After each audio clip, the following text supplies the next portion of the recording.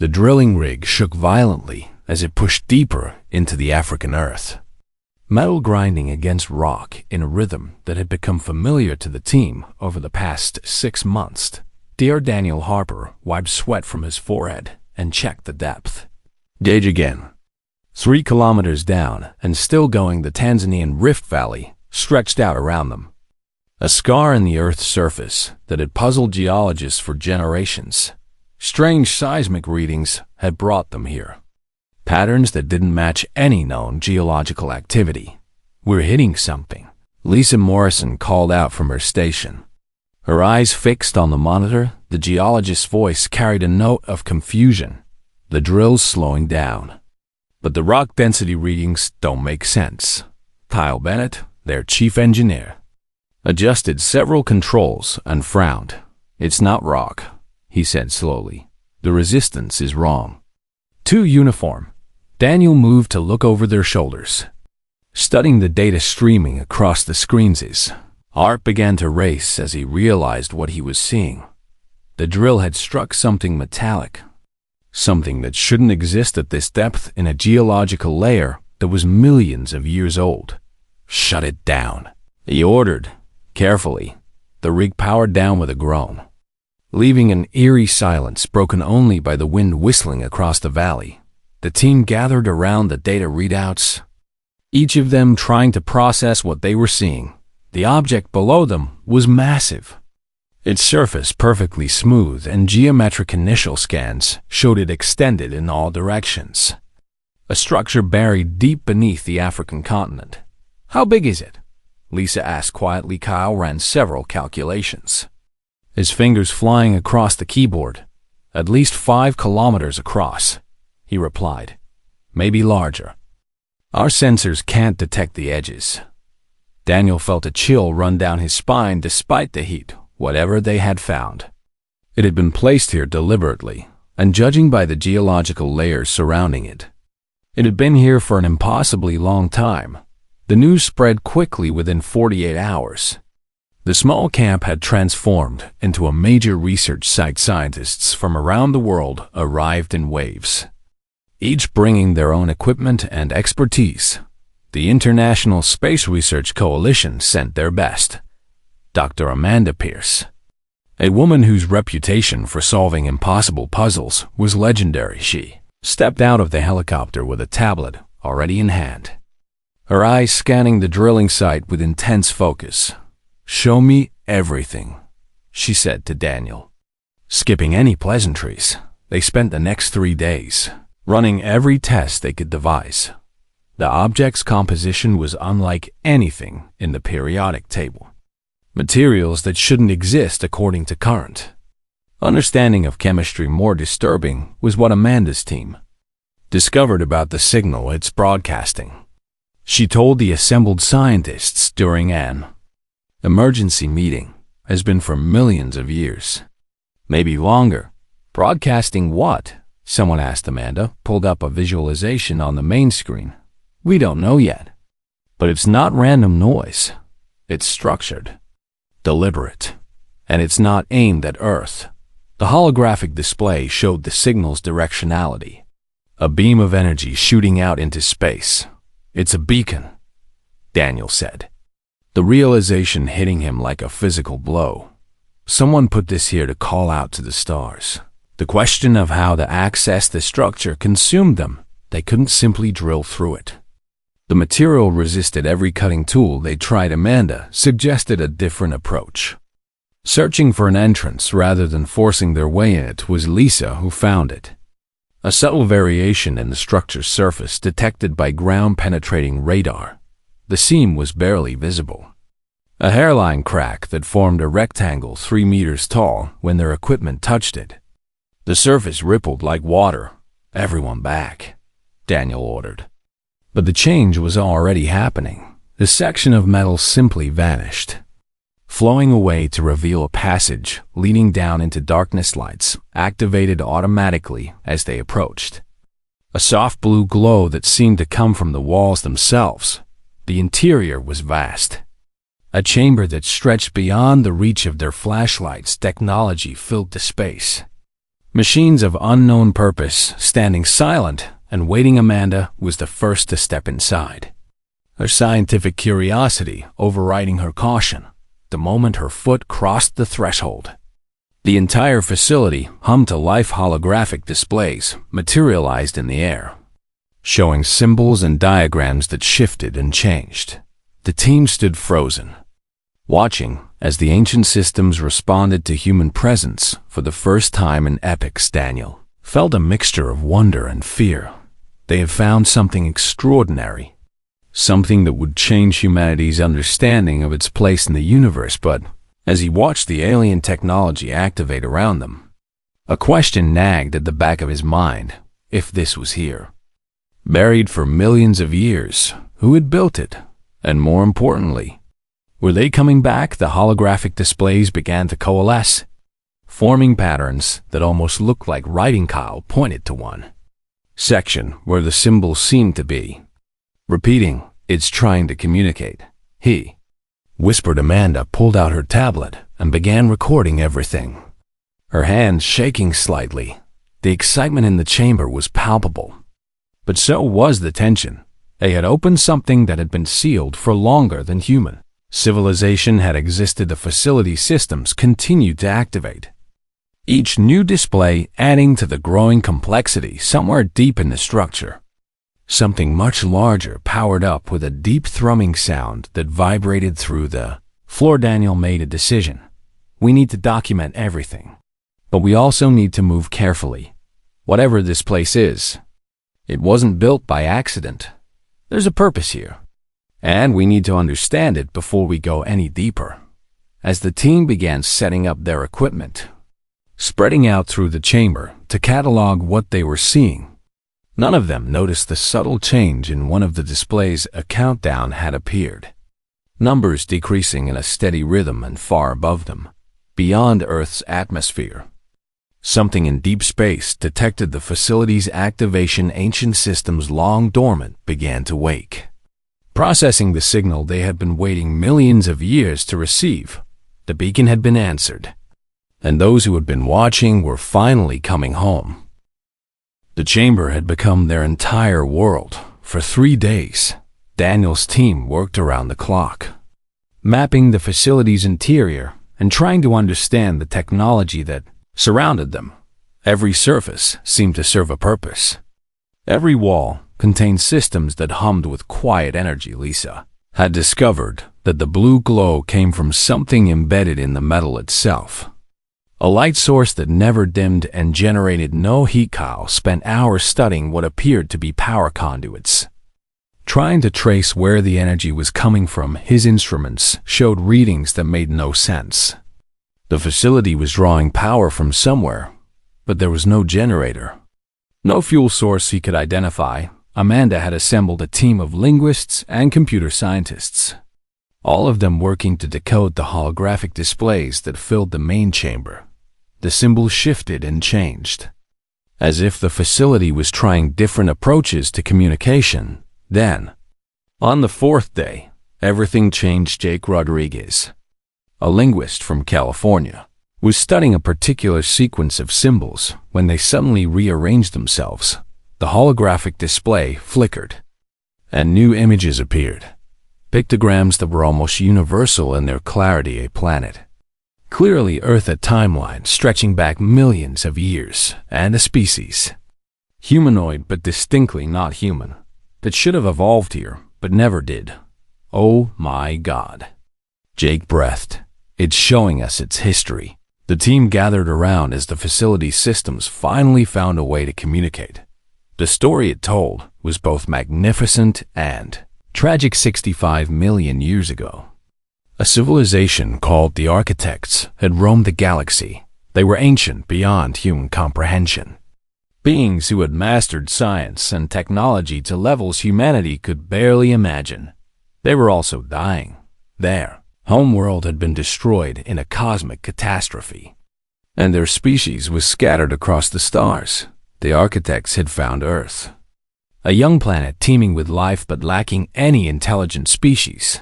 They had made a choice to seed this world with their genetic material, to create a sanctuary where their descendants could evolve and eventually reclaim their heritage. They had built this facility as a repository of everything they were. A gift for the children they would never meet. But then disaster struck. An asteroid, massive and unstoppable, slammed into Earth.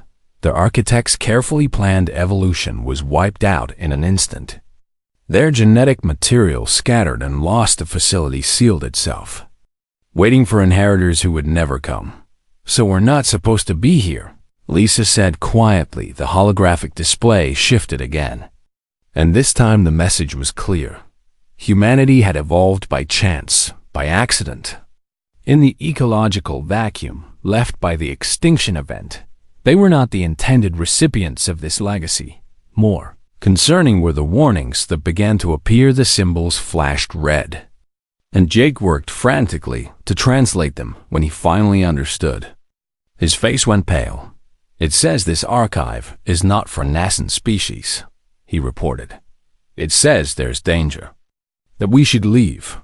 Ryan Matthews, the security officer assigned to protect the site, stepped forward. "What kind of danger?" The facility answered by showing them new images. Defensive systems, weapons of terrible power, all integrated into the structure, and then it showed them the activation signal by entering the facility. By triggering its systems, humanity had sent a pulse of energy out into space. The same signal that had been broadcasting for millions of years had suddenly changed, announcing that the facility had been accessed. Amanda's tablet beeped. Urgently, she glanced at it, and her expression shifted from curiosity to alarm. "We're getting reports from observatories around the Fons world," she said. "They're detecting something in the outer solar system. Multiple objects, moving fast, too fast to be natural." Daniel felt his stomach drop. "How long until they get here?" "At current speed, less than a week." The chamber fell silent. The implications were staggering. Humanity's first contact with alien life. And it was happening because they had stumbled into something that wasn't meant for them over the next few days. The facility revealed more of its secrets. Jake and his team worked tirelessly to translate the messages, building a database of symbols and their meanings. What emerged was a picture of a galaxy far more complex than humans had imagined. Architects' descendants had survived, growing into a powerful civilization that called itself the Covenant of the First Design. They considered themselves the rightful inheritors of all architect technology and knowledge. They had been searching for this facility for millions of years, and now humanity had led them right to it. "They're not going to be happy to find us here," Ryan observed grimly. He had begun coordinating with military officials, preparing for possibilities no one wanted to consider. Amanda discovered something crucial in the facility's central systems. The structure had built-in safeguards, security measures designed to prevent unauthorized access. It required biological authentication, genetic markers that matched the architect's original design. "Can they access it?" Daniel asked. Amanda shook her head.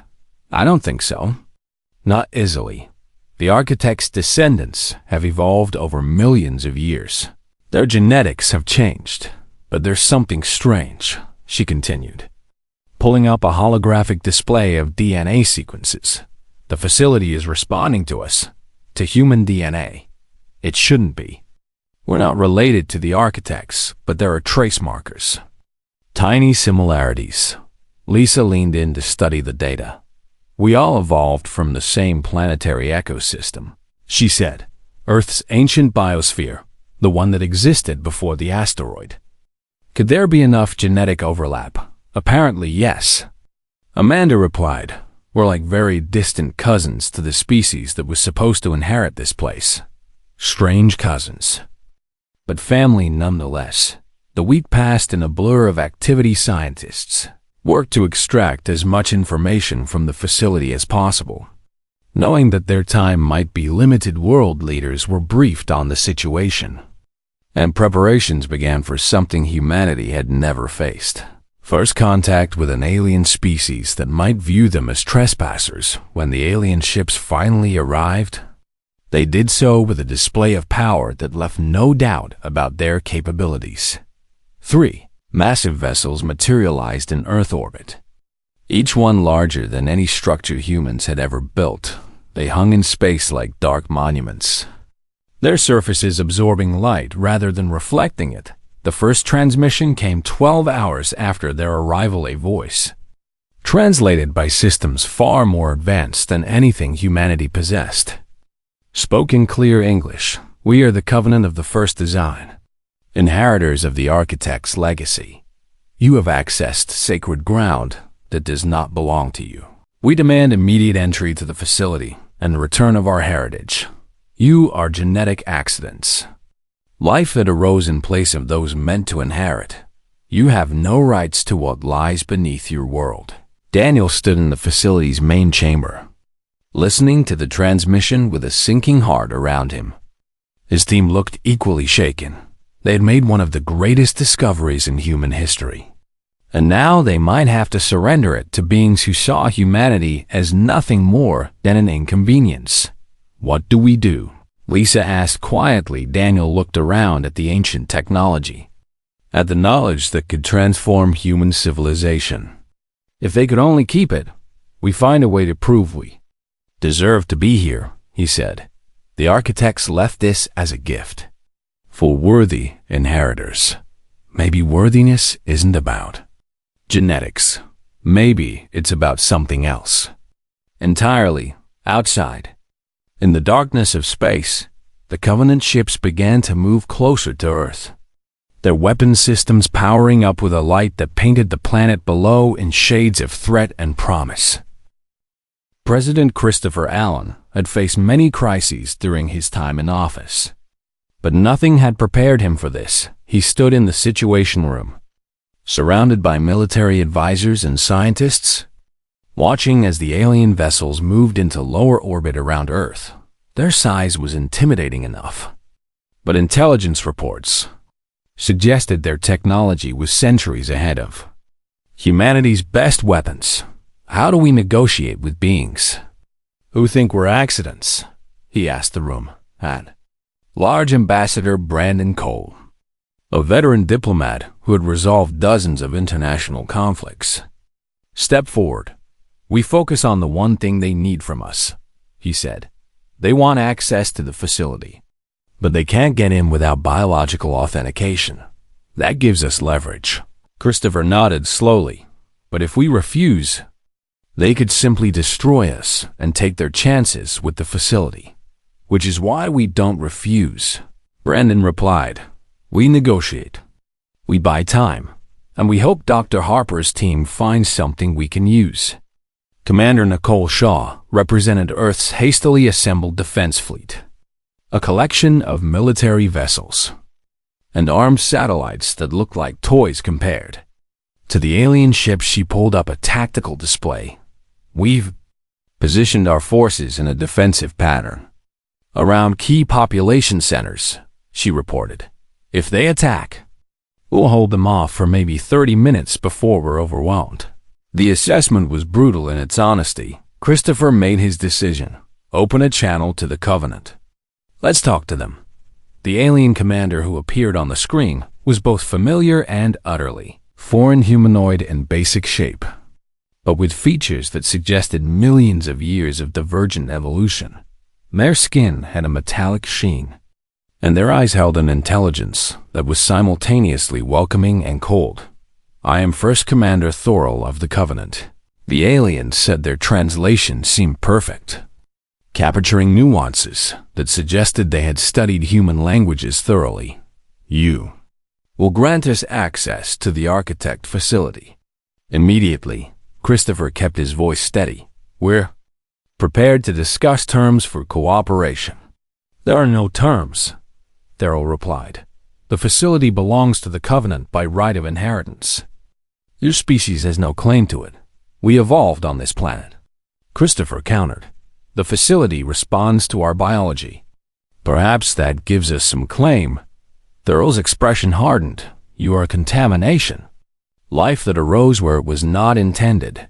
The facility's response to you is an error. Nothing more. The conversation continued in circles.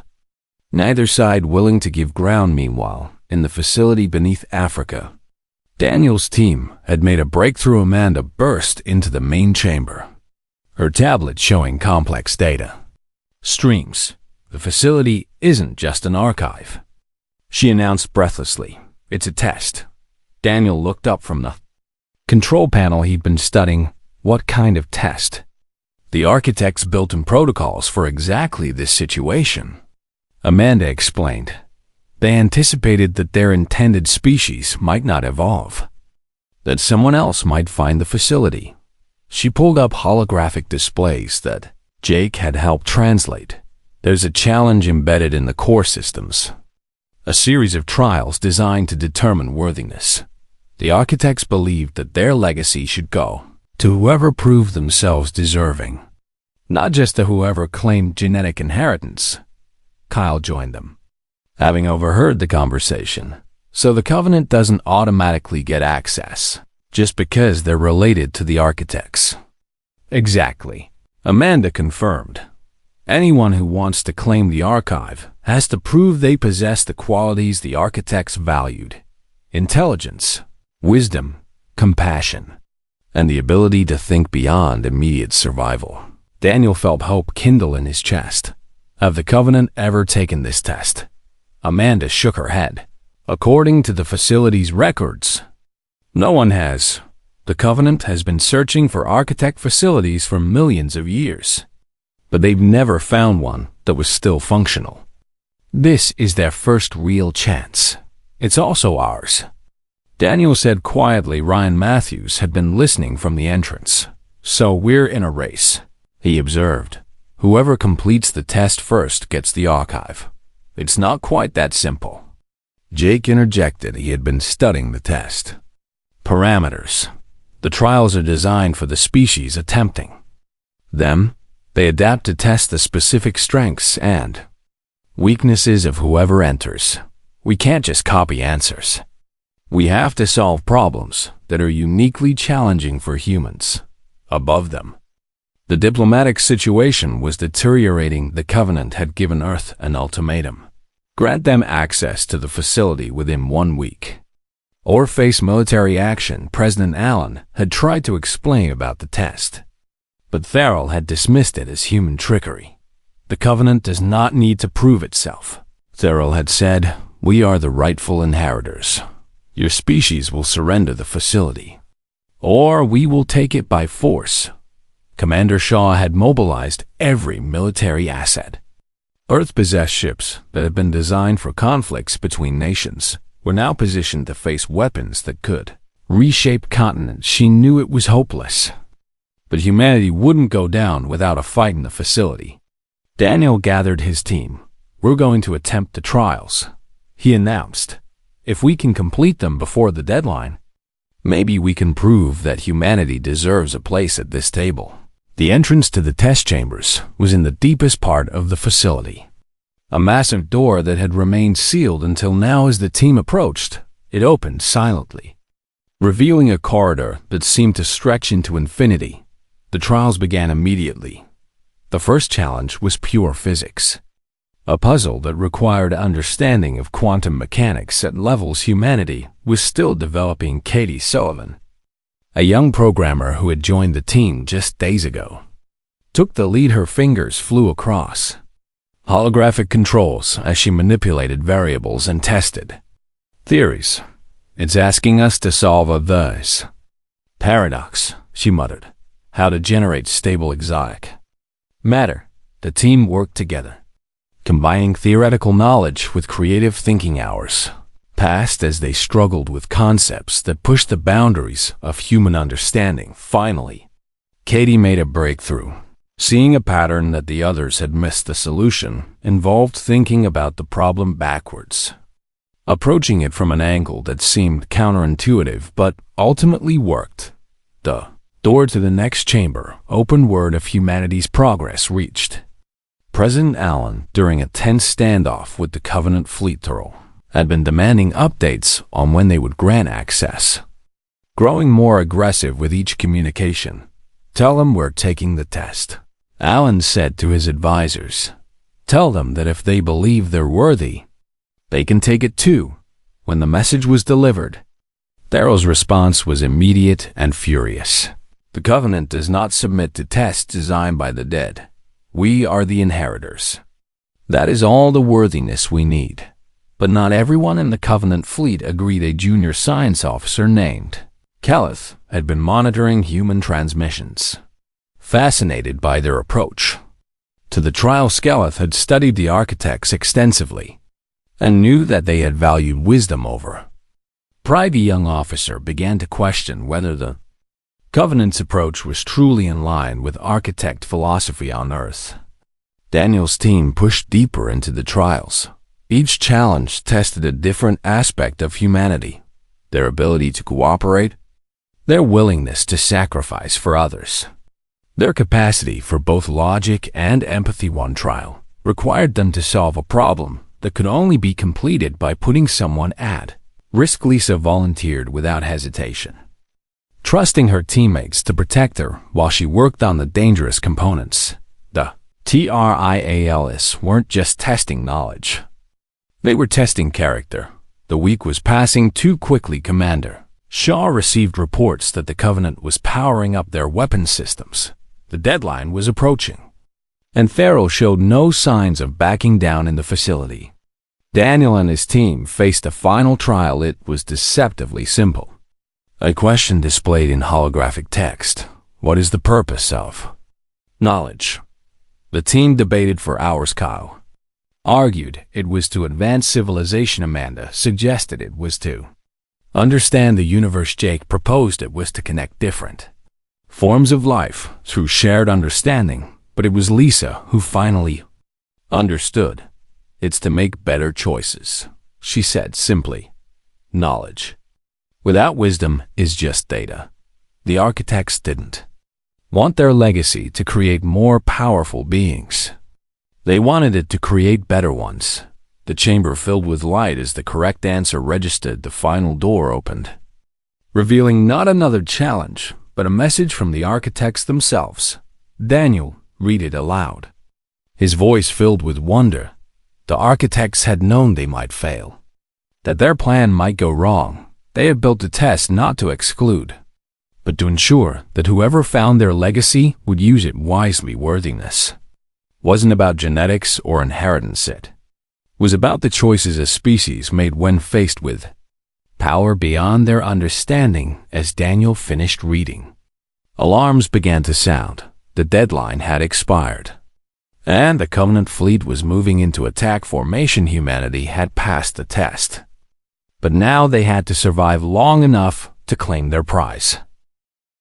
The facility responded to humanity's success in ways no one had anticipated as Daniel and his team stood in the final chamber. The entire structure came alive with energy that coursed through every wall, and conduit holographic displays materialized throughout the complex, showing information in dozens of languages, including several human ones. The archive was opening itself to them. "We need to get this information to the surface," Amanda said urgently. She was already downloading data streams onto every device they had. "If the Covenant attacks, at least some of this knowledge will survive above ground." Commander Shaw watched her tactical displays with growing dread. The 3 Covenant warships had formed a triangle around Earth, their weapons arrays glowing with building energy. Her own fleet, such as it was, maintained defensive positions, but everyone knew how this would end if firing started. "All ships, hold position," she ordered. "Do not engage unless they fire first. Give diplomacy every last second." President Allen was in constant communication with Farrell, trying desperately to buy time. "Our team has completed the trials," he insisted. "The facility has accepted humanity as worthy inheritors. You must respect the architects' protocols."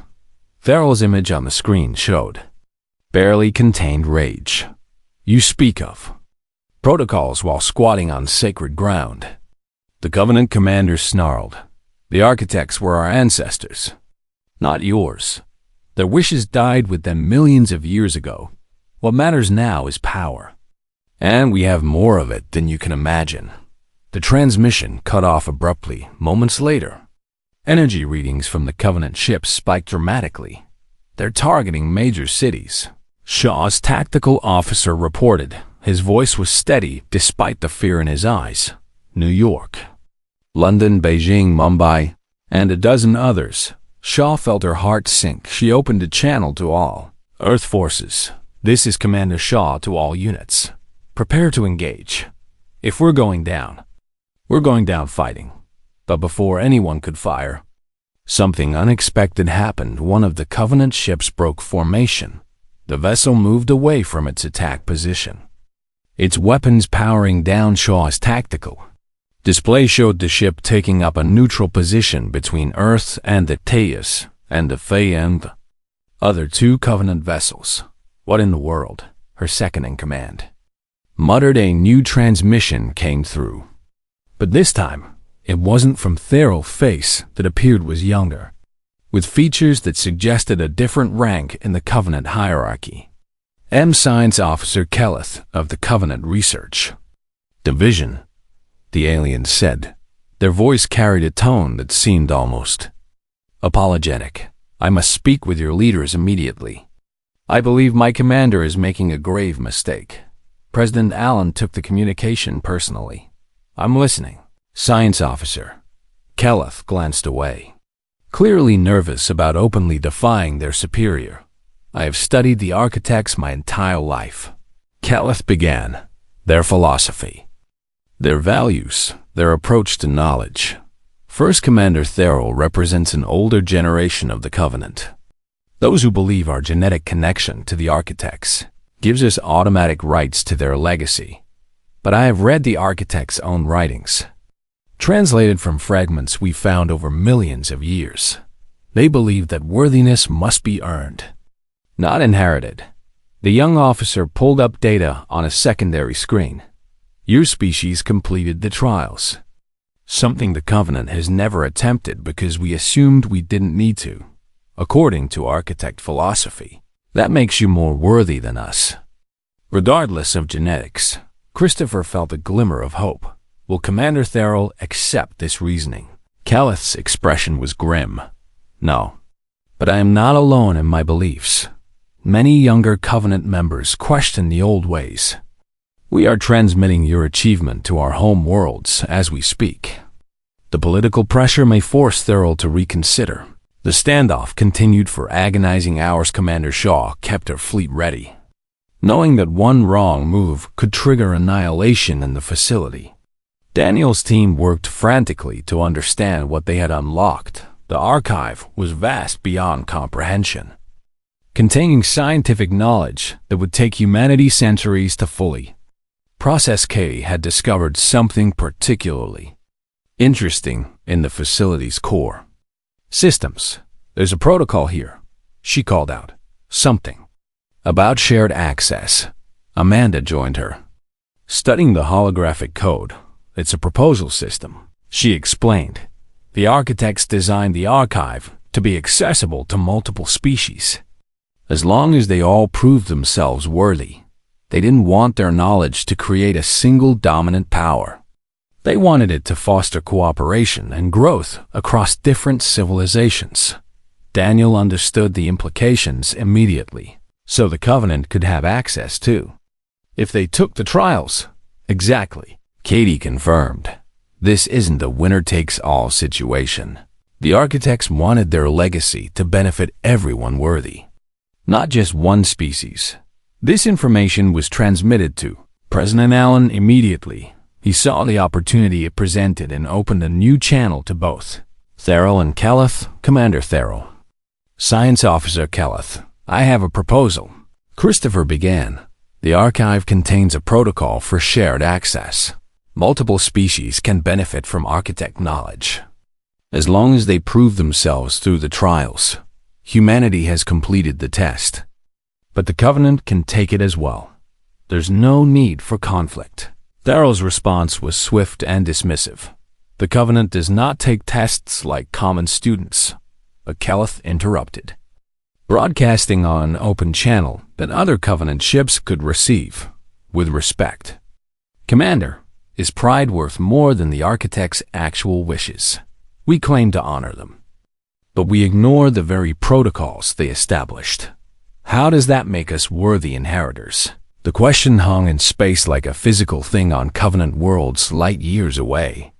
The debate was already beginning news of humanity's achievement and Keleth's challenge to traditional Covenant thinking had spread through their communication networks. Younger Covenant members, raised on stories of architect wisdom and philosophy, began questioning whether their leader's approach aligned with those values back in Earth orbit. The situation remained tense. The two aggressive Covenant ships maintained their targeting locks, but neither Ferethriel was receiving communications from their government. Pressured by a growing movement among their own people to resolve this peacefully, Daniel emerged from the facility to find the world watching and waiting. News networks around the globe were broadcasting the standoff, showing the alien ships hanging in Earth's sky like swords of judgment. He gave an interview from the excavation site, speaking directly to humanity and, through translation systems, to the Covenant as well. We didn't seek this out, he said. We were scientists doing research, trying to understand our world better. What we found was a gift from beings who understood that knowledge should lift everyone up, not just those who claim genetic rights to it. The architects built a test because they knew that true worthiness comes from choices, not bloodlines. Humanity has proven we can make good choices. We hope the Covenant will choose to join us in learning from this legacy, rather than trying to take it by force. The broadcast reached Keleth's ship, and the young officer made a decision. They opened a direct challenge to Therrell using ancient Covenant protocols. I invoke the right of philosophical challenge, Keleth announced formally. I contend that our current course of action dishonors the architects we claim to revere. I request permission to take my crew and attempt the trials, to prove that the Covenant can earn what humanity has already won. Therrell couldn't refuse without violating deeply held Covenant traditions. The challenge was legitimate, and denying it would undermine Therrell's own authority. Permission granted, Therrell said through gritted teeth, but this changes nothing. The facility belongs to the Covenant. Keleth's ship moved toward Earth. Approaching the facility's location, Amanda coordinated with them, providing information about the trials and what to expect. The young Covenant officer and their crew entered the facility with a mixture of reverence and determination. They faced the same challenges humanity had overcome, puzzles and tests that pushed them to their limits. The trials adapted to Covenant strengths and weaknesses, just as they had for humans. What surprised everyone was how similar the two species' approaches were. Both humans and Covenant used teamwork to solve complex problems. Both showed willingness to sacrifice for the greater good.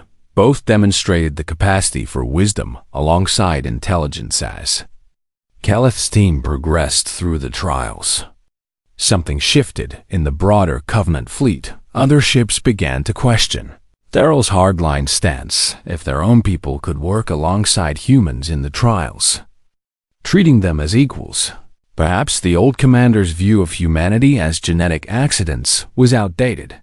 The deadline Therrell had set passed. Then another.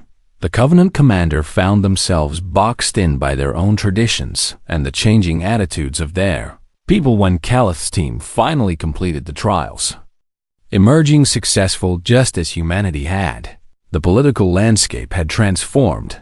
The archive opened for them as it had for Daniel's team. Recognizing another worthy species, Commander Shaw watched her tactical displays as the threatening posture of the Covenant ships gradually relaxed. Weapon systems powered down, not all at once, but in a cascade as ship after ship stood down. The crisis wasn't over, but the immediate threat of annihilation had passed. President Allen addressed both species in a broadcast that would be remembered throughout history. 3 months after first contact, the facility beneath Africa had become something unprecedented. A true meeting ground between species. The transformation was remarkable. What had begun as a tense standoff had evolved into something that gave both humans and the Covenant hope for the future. Daniel walked through corridors that now hummed with activity from two different civilizations. Human scientists worked alongside Covenant researchers, their different perspectives, creating insights that neither species could have achieved alone. Language barrier had disappeared within the first month, as Covenant translation technology proved far more sophisticated than anything humanity had developed now. Conversations flowed naturally, with only occasional pauses for concepts that didn't translate perfectly between cultures. Lisa had become close friends with a Covenant geologist named Veth, and the two spent long hours comparing notes on planetary formation. Earth and a Covenant home world had evolved under vastly different conditions, which made their similarities all the more fascinating. Your species developed consciousness during an ice age, Veth observed one day, studying Earth's geological records. That explains so much about human psychology.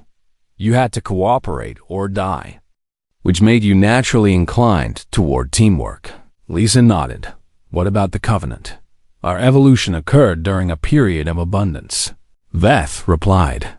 Resources were plentiful, which led to more individualistic development. It's only in the last million years that we learned the value of true cooperation. The conversations happening throughout the facility were reshaping both species' understanding of intelligence and civilization. Kyle had been working with Covenant engineers on understanding the facility's power systems together. They had made breakthroughs that would have taken humanity centuries to achieve alone. The energy source is actually drawing from quantum fluctuations, he explained to a visiting delegation of Earth scientists. Architects learned to harvest the background energy of space itself. The implications were staggering. Limitless clean energy, the possibility of faster-than-light travel, technology that could transform human civilization overnight. But the archive didn't just give answers. It taught principles and methods, ensuring that both species truly understood what they were learning. Amanda had taken on the role of coordinating the research efforts. She worked closely with Kelleth, who had been promoted within the Covenant hierarchy for their role in preventing war. The young officer's decision to challenge Theral had made them a symbol of a new generation of Covenant thinking. We're finding that the architects organized their knowledge very deliberately, Amanda explained during one of their daily briefings. It's not just a database. It's a curriculum. They're teaching us to think like they did, to see connections between different fields of study, Kelleth agreed. My people have been searching for architect facilities for so long that we forgot to ask why they built them this way. They weren't trying to create a shortcut to advanced technology. They were trying to create wise civilizations. The political situation had stabilized, though not without difficulty. Commander Theral had been recalled to the Covenant homeworlds, replaced by a more moderate leader who understood the changing times. Many older Covenant members still struggled with the idea that humans, whom they had initially dismissed as primitive accidents, were their equals in accessing architect knowledge, but the evidence was undeniable. Both species had passed the same trials, proven themselves by the same standards. President Allen had worked tirelessly to build a framework for cooperation. The facility was declared neutral ground, governed by a joint council with equal representation from Earth and the Covenant. Other nations on Earth had initially protested, wanting their own access, but Allen had convinced them that humanity needed to present a united front. We can share this knowledge among ourselves, he had argued, but if we start fighting over it, we prove we weren't worthy after all. Commander Shaw had maintained Earth's defensive fleet, but its purpose had shifted. Instead of preparing for war with the Covenant, They were now coordinating with Covenant vessels to protect the facility from other potential threats. The galaxy was a big place, and not everyone would be as willing to negotiate as Kelleth had been. Katie Sullivan had made one of the most significant discoveries since the archive opened working with a Covenant programmer. She had found hidden layers in the facility's systems that revealed even more about architect philosophy. They expected this. She told the Joint Council during an emergency session. The architects knew that multiple species might find their facilities. They designed the whole system to encourage cooperation. She pulled up data showing that the archive became exponentially more accessible as more species proved themselves worthy. Knowledge that had been locked away became available when human and Covenant researchers worked together, solving problems neither could have completed alone. It's brilliant, Kelleth breathed. They're still teaching us, even millions of years after their extinction, teaching us that different perspectives make us stronger. The first class of students entered the facility 6 months after first contact. 20 humans and 20 Covenant young people, selected from thousands of applicants, would study together under the guidance of the archive's teaching systems. Daniel stood at the entrance with Kelleth, watching the next generation file past him. Looked nervous, others excited, but all of them carried the weight of being pioneers. My daughter is among them, Kelleth said quietly, gesturing to a young Covenant student near the back. I want her to grow up in a galaxy where cooperation is normal, not exceptional. Daniel smiled. My niece is here too, the one with the red backpack. I understand exactly what you mean. The ceremony was simple but meaningful. Representatives from both species spoke about the importance of the work being done here, about the legacy they were all inheriting together. When Lisa took the podium, she shared something personal. 3 months ago, I was afraid, she admitted. Afraid of the aliens in our sky, afraid of war, afraid that humanity wasn't ready for this. But I've learned that fear comes from seeing others as different, as threats. The Covenant aren't threats. They're colleagues, friends, partners in discovery. We evolved on different worlds, but we're all reaching for the same goal: to understand the universe and our place in it. Veth stood beside her, adding their own perspective. The Covenant has much to learn from humanity. The alien geologist said, your species achieved consciousness recently, which means you remember what it's like to struggle, to have nothing but your own ingenuity. We had forgotten that humility, but you've reminded us. The students began their orientation, guided by holographic projections of architect teachers. The ancient beings had recorded lessons that adapted to their students, providing exactly the level of challenge needed for growth in the archive's deepest chambers. Researchers from both species were uncovering secrets that would shape the next 1,000 years. Maps of the galaxy showing the locations of other architect facilities, most of them still undiscovered scientific theories that pushed the boundaries of physics into realms neither species had imagined. Cultural records that showed the architects had been a civilization of incredible diversity, with hundreds of different subspecies working together in harmony. They weren't just one people. Amanda realized they were a coalition, like what we're building here. The implications were profound. The architects hadn't succeeded despite their diversity, but because of it, different perspectives, different ways of thinking, all united by common values and goals. Ryan Matthews, who had transitioned from security officer to diplomatic liaison, coordinated cultural exchange programs. Covenant citizens visited Earth, experiencing human art, music, and cuisine. Humans traveled to Covenant worlds, seeing civilizations that had developed over millions of years. The exchanges weren't always smooth. Cultural misunderstandings happened regularly, but both species learned to laugh at their mistakes and try again, building bridges one conversation at a time. 1 year after first contact, the Joint Council made a historic announcement. the facility would become the home of the Galactic Academy, an institution dedicated to discovering other-worthy species and bringing them into the growing coalition. The architects left facilities all over the galaxy. President Allen explained, each one contains the same tests, the same invitation to prove worthiness. We propose that humanity and the Covenant work together to find these sites and welcome others who pass the trials. The Covenant leadership agreed, seeing the wisdom in expanding their alliance. A galaxy united by shared values would be stronger than one divided by competition for resources. Daniel stood in the main chamber, looking at holographic projections showing potential facility locations. Calf joined him, and together they studied the maps. There could be hundreds of species out there waiting to be found, the Covenant officer said, each one with their own unique perspectives and abilities. Daniel nodded.